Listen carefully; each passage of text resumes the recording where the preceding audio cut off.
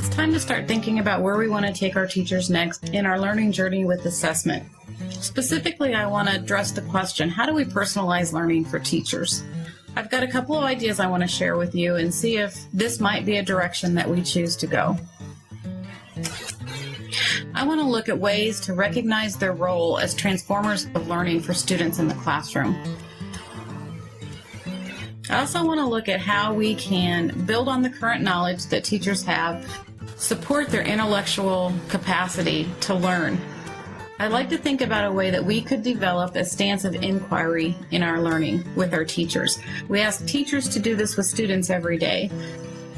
I'd like us to explore what it would take for our teachers to become inquirers.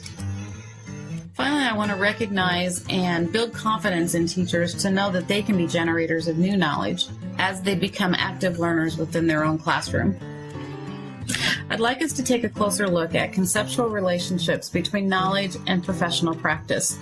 There are 3 different lenses that we can look at. The first one, knowledge for professional practice, is when teachers study what other experts say about professional practice, what it should look like, sound like, and then they're expected to do what they see and hear.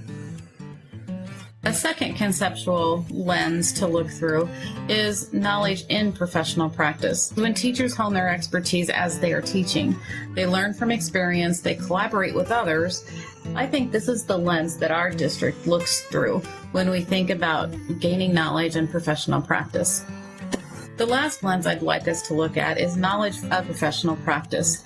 Teachers engage in inquiry, investigation around issues within their own classroom. They collect data. They produce new understandings. They share it with others in a community of learners. This is where personalization lives. And this leads to some questions. For example, through which of these lenses will teachers find ownership in their learning?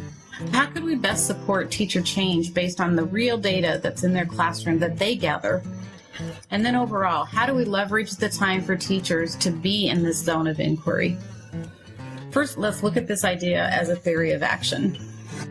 If classroom teachers actively engage in learning with the philosophy of knowledge of practice and conduct inquiry with integrity, then gap analysis of their own data can uncover issues and inequities in learning.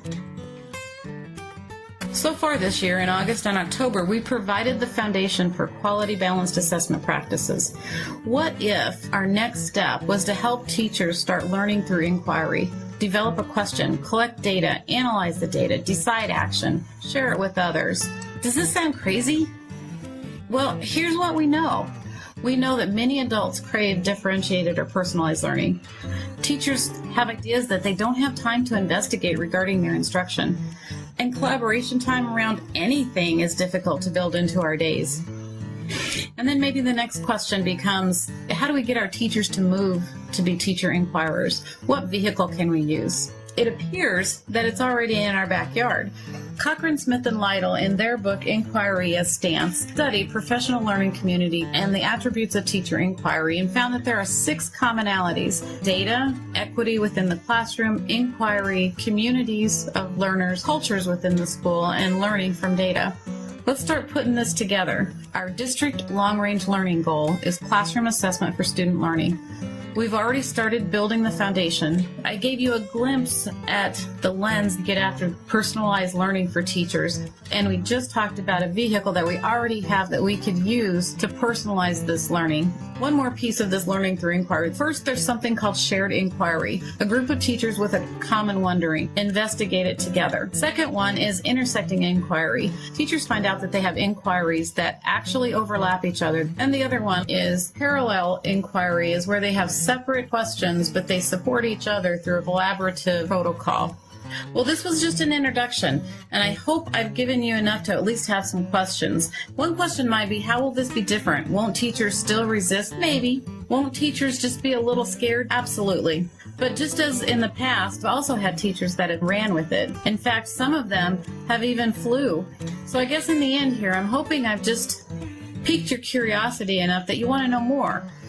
Planning learning for our district, I would suggest a couple of books. The first one is Inquiry as Stance, the practitioner research for the next generation. And then the other one, Inquiry, a district-wide approach to staff and student learning. created using Powtoon.